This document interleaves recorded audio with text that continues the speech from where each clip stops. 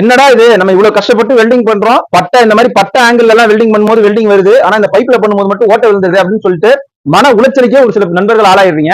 என்னோட வாட்ஸ்அப்புக்கு பர்சனலா போன் பண்ணி தான் வேற கேக்குறீங்க, நண்பா வெல்டிங்கே வர மாட்டேங்குது நண்பா, நீ சொல்ற மாதிரினா பட்டை பிளேட்டு பெரிய பெரிய ஆங்கிள் சேனல்ல எல்லாம் வெல்டிங் பண்ண முடியுது நண்பா, ஆனா பைப்ல சுத்தமா வர மாட்டேங்குது நண்பா, கண்ணுதான் நண்பா எரியுது அப்படின்றீங்க. அன்பார்ச்சுனேட்லி என்னால உங்களுக்கு வந்து நேரடியா வெல்டிங் வேலை சொல்லி தர முடியாத நிலைமையில நான் இருக்கேன்.